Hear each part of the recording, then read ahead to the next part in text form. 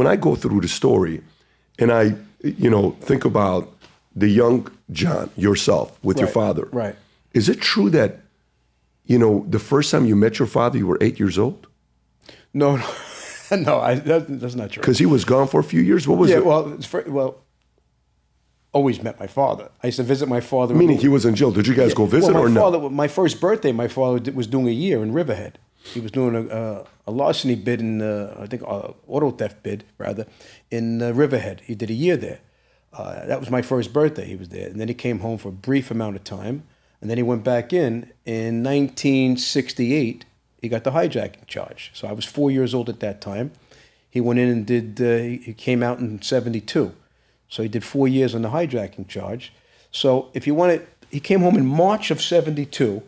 So that would make me just 8 years old. So most of my life, young life, my father was in prison.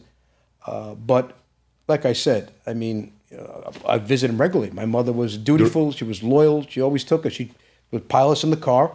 And my grandfather, one of my uncles, would drive us to Lewisburg, Pennsylvania. We'd pile in the visiting room. In fact, I've got, I still have several in my book, Shadow of My Father. I have a picture of me as a little buck in the visiting room with my father. He's in the How often would you guys go visit? Well, again, it's not like today. It's easy. It was far more accessible today. But back then, my mother would probably go every 2 or 3 months. We would go. She'd break the kids up. It was hard to take us all. So maybe I seen my father in the course of a year. I'd see him 3 times, maybe, possibly 4. In your first 8 years, how long was he out? First 8 years, we got 1, 4, 5. I want to say in and out. I would say by the time I was, by the time I was 13, he had 9 in. So first 8 years, let's say 5. But by the time I was 13, he had 9 in. So 13 years old, he's only been with you for 4 years in the house, where you come home, you see him. Yeah. Got it. And then at this point, you still don't know what he's doing. You don't know what business he's in. He's different. He's different. He's absolutely different. Look, I mean, he walked different. He talked different. And it was remarkable. Because I used to, as I got older, I would watch my father and I would be in amazement. Like we would, we'll discuss that maybe a little bit later about the evolution of what he became. But at that point in my life, you look at him and you say to yourself, I know this much. I know I played Little League Baseball and I know my coach. I know my kids on the block, their fathers, who's a blue-collar worker, hard-working individual, whatever have you. I know how they've all comported themselves. Everybody spoke Brooklynese.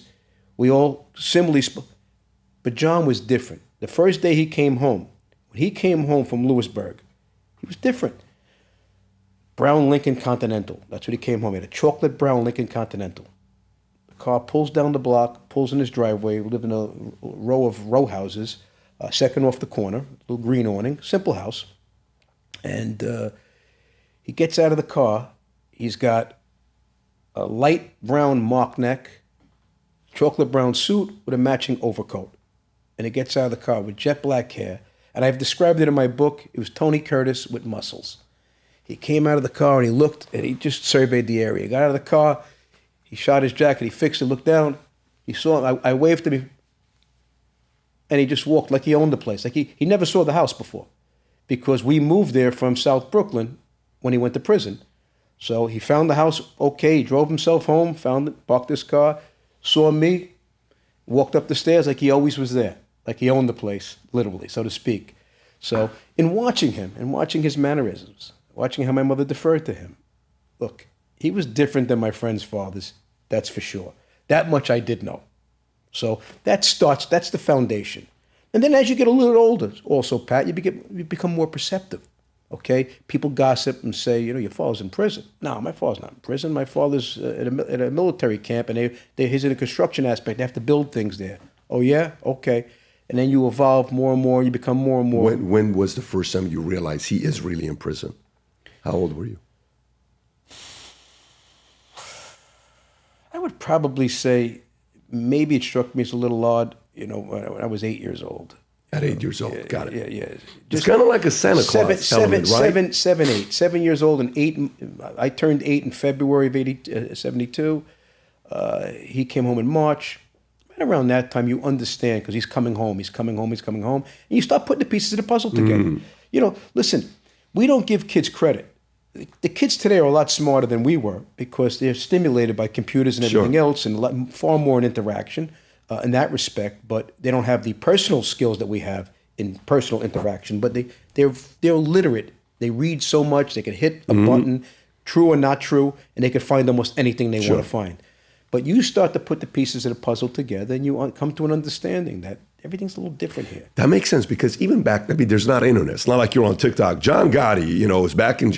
You don't have access to that, right? You're living in this community. No, that was, you're either in the newspapers or it's like word of mouth. That's it. Now Pony Express. You go to military academy, right? In your is it 79 when you go? I think 79 when you go. 78 to 82, I was there. Right. So when you go there, what's the story where you're sitting there and there comes a story on TV? Right. You know, John Gotti, and everybody's watching like, wait a minute, what was that story when that happened? I was in the day room. And we had a TV. The TV was in the day room. So when we had some downtime, we weren't drilling, whatever have you, or playing sports, you go to the day room, watch TV. And I'm watching, and it was like an undercover operation. They're talking about the garment center. And I had a picture of my father with a gray sport jacket on, and he had a bandage on his hand because he was here in Florida, and he knocked the biker out at a red light. So I remember that when that happened, he had a chipped tooth in his hand, got infected. So you'll see that surveillance, you'll see him with a gray sport jacket on or a gray silk shirt, and he's talking to, if I remember correctly, he's talking to Alphonse, a guy named Funzy Siska, in front of the Ravenite, and he's got his hand like this, and he's talking, and you see his hands bandaged up. And that was the same exact time. They showed that picture, and this is, let's say 81. I mean, I could be off slightly on my dates. I'm trying to piece together in my head, 81. And it said, this man, John Gotti, is a captain in so-and-so Gambino crime family, and the garment center is controlled by Tommy Gambino and all these players. And I'm looking, and I see I'm sitting in the back watching the TV. And all of a sudden, I'm like sweating a little bit, like I'm getting nervous. Like, you know, my sphincter's tighten up now. I'm sitting there, I'm like, oh, shit, I'm getting very uncomfortable. And all of a sudden, in the front row, and they're like talking to each other, and they all turn, and they're looking at me now. He's got the same name as you. I says, yeah, sure does, yeah.